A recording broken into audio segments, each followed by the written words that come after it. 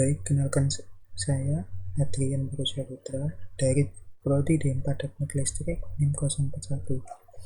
Pada kesempatan kali ini saya akan menjelaskan sedikit tentang bagaimana cara menggunakan IoT dengan menggunakan Google Colab dan project simulasi dengan Workview guna melengkapi tugas UAS dari Pak Nyoman.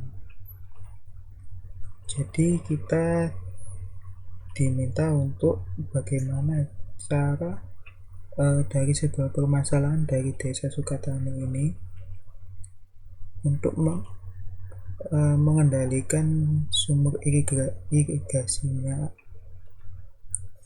Jadi untuk mengandalkan irigasi dengan memanfaatkan IoT sebagai pemantau listriknya. Jadi seberapa besar tegangan panel surya, lalu daya yang terpakai oleh pompa, yang ketiga ada debit air. Untuk codingannya terdapat dua codingan yang sudah saya siapkan, yaitu codingan sebagai pengirim dan juga codingan sebagai penerima atau receiver. Jadi dua codingan ini terhubung seperti dengan dihubungkan menggunakan broker address, yaitu broker fmk.com. Jadi di sini saya menggunakan voltase sebesar 220 agar mudah untuk diperhitungkan, lalu menggunakan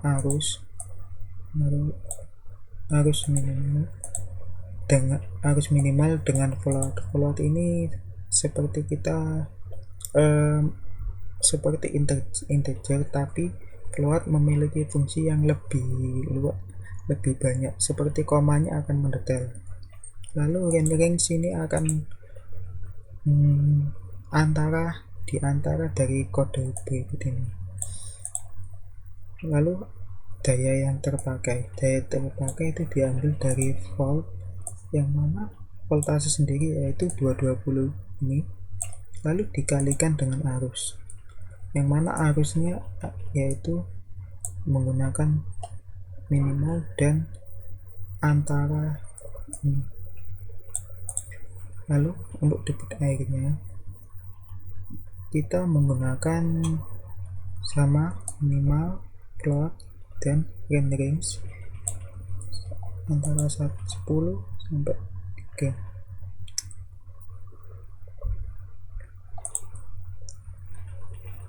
Lalu untuk kode client publish saya menggunakan yang pertama, nama saya Adrian, lalu yang kedua saya tambahkan untuk pembeda dari yang kedua ini dan ketiga untuk volt. Lalu yang pada arus saya menggunakan client publish Adrian garing ampere. Lalu pada daya yang terpakai saya menggunakan kode P. Lalu untuk client publish pada debit air saya ketik Adrian garis miring debit. Untuk slip ini seberapa lama dari Google Colab ini mengirimnya. Misal saya ketik ini 10, sehingga nanti seterusnya akan setiap 10 detik akan memperbarui dari setiap ring ini. Pada bagian receiver kita menggunakan tiga library. Yang pertama Liquid Crystal 12C. Liquid Crystal ini disesuaikan dengan displaynya, yaitu ada juga display LCD yang biasa. Pada kali ini saya menggunakan yang LCD 20x4 12C, sehingga pada library disesuaikan. Lalu ada library WiFi yang menghubungkan WiFi dengan ESP32 nya.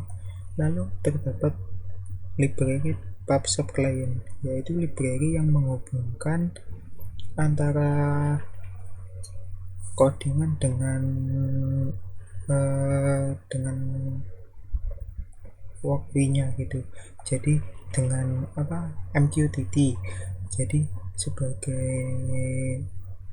penghubung antara codingan dengan MQTT menggunakan public subclient. Lalu untuk codingan yang pada receiver, pada SSID pada walkway ini juga sudah disediakan, yaitu SSID walkway min quest. SSID ini sudah disediakan memang dari walkway-nya. Lalu untuk passwordnya itu tidak, karena memang untuk umum. Lalu brokernya disamakan dengan pada pengirim, yaitu broker hvnp.com menggunakan port 1883. Lalu pada SDA dan pin SCL ini dihubungkan 21 dan 22.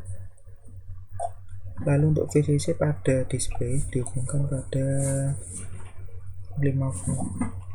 Mungkin bisa langsung pada untuk topiknya kita sesuaikan yang tadi, nama ini Adrian volt, lalu ampere, P dan debit kita sesuaikan.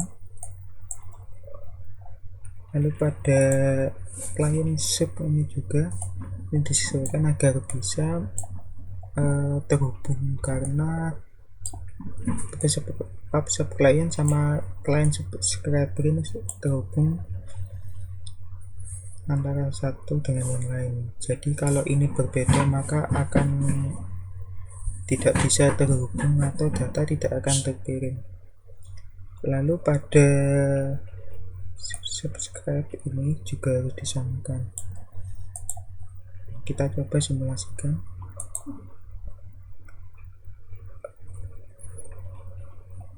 Nah, ini pertanda sudah aktif pada bagian display, namun tidak muncul karena pada bagian pada pengirim masih belum dimulai. Tapi apabila kita sudah dimulai akan muncul. Pada posisi ini adalah posisi dimana koneksi akan siap diterima.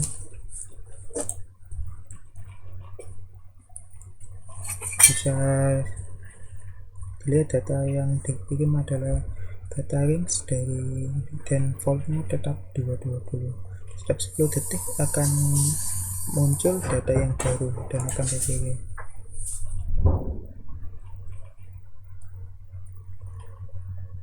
Nah, yang sudah muncul 220 volt, 1 ampere, 220 watt, dan 0,4. Data yang dikirim akan sama pada data yang terbaru ini. Kita lihat lagi. Mungkin sekian dari saya. Assalamualaikum warahmatullahi wabarakatuh.